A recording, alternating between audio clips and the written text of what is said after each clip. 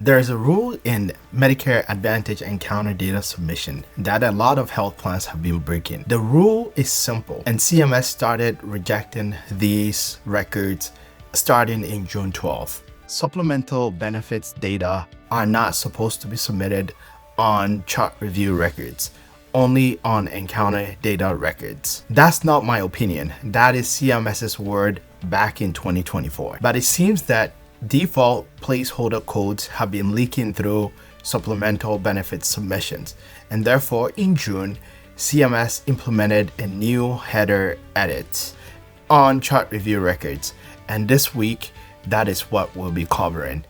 My name is Dr. Prince Baawuah, and today, with risk adjustment made easy, we'll be covering 2 of these edits. Let us get into it. This is just a quick review on where we are in this month's series.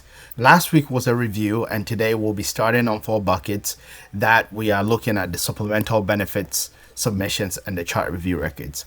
Every edit here that we look at is a reject edit, meaning that it stops the submission. If it's a header reject edit, it doesn't go down into your submissions.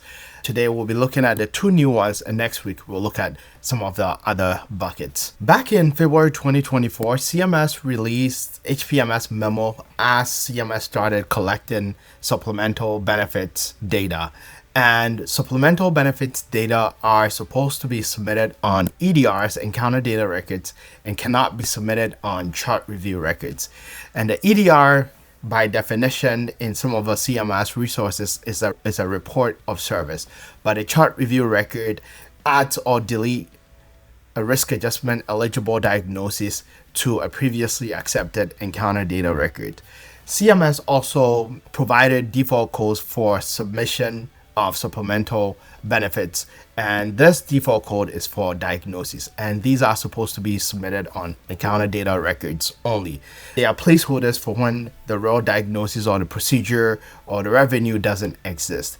The default code was never meant to touch chart review records, because chart review records are not supposed to be used to submit supplemental benefits data, and therefore default codes are not to be used on chart review records. And both edits that we'll be looking at today enforces that boundary exactly.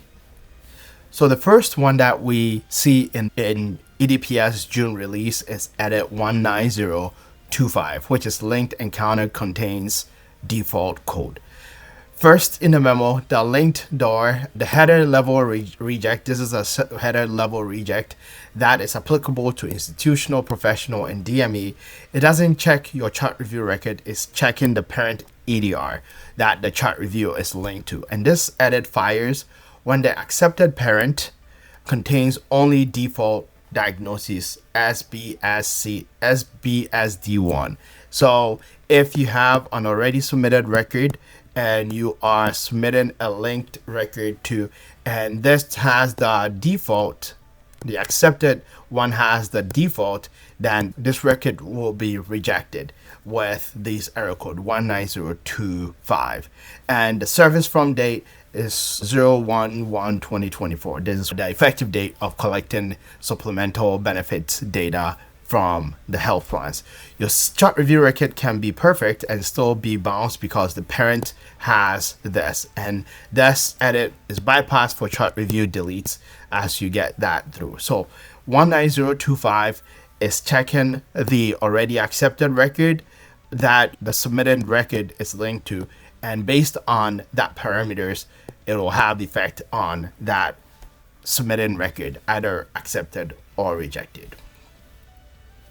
The next edit that we see here in the memo of the EDPS June release is 19030, and this is a default code not allowed for chart review record.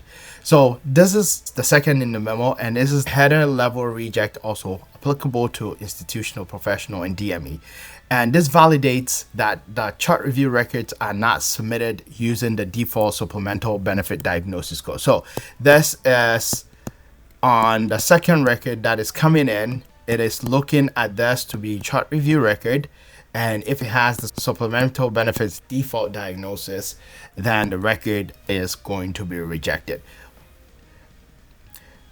While the 19025 checked the parent, the 19030 checks the chart review itself, and it bypassed when it's professional DME for a page center POS 66, and also bypass for chart review deletes.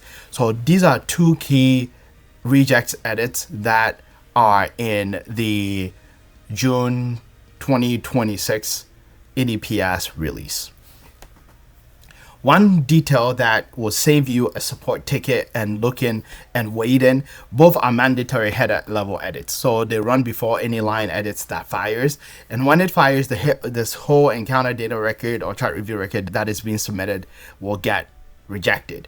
It wouldn't even go to the line level until all the header is clean. So you want to fix the header level things first before you chase down the line level potential edits that are seen. And you will receive this on your MAO 002 because they are processed by the EDPS. One move that you want to take care of this week. The fix is not to put a rel code on the chart review record. Keep supplemental benefits on EDRs and keep them off chart review records. If you do that, you will save yourself some time. And your first audit is any chart review record. You're checking if any chart review record is carrying supplemental benefits and data diagnosis, default diagnosis data. That supplemental benefit is wrong and it will get rejected. And also any accepted supplemental parent that the accepted EDR has only one for the diagnosis, you also want to double check that because that record will be rejected. Supplemental, that record that you are submitting to link to that parent record will be submitted. So supplemental benefits aren't supposed to be submitted on CRRs per CMS guidance. The correct submission is to submit them on encounter data records. And as you do chart review submissions to add risk adjustment eligible diagnosis or even to report supplemental benefits, you want to make sure that you are double checking on the parent and also you are double checking on the record that you are submitting to make sure they do not enter into this rejects for this week. These are what we have ahead for the next 3 weeks ahead of us. Otherwise, before you go, we have our free gift from Chaos to Clarity.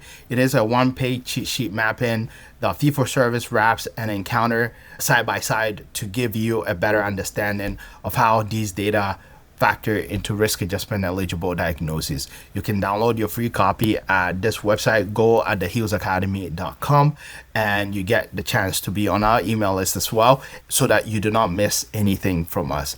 If you have not subscribed to our channel, I will encourage you to like, to share, and to reach out if you have any question. Otherwise, I'll catch you next week. Bye for now.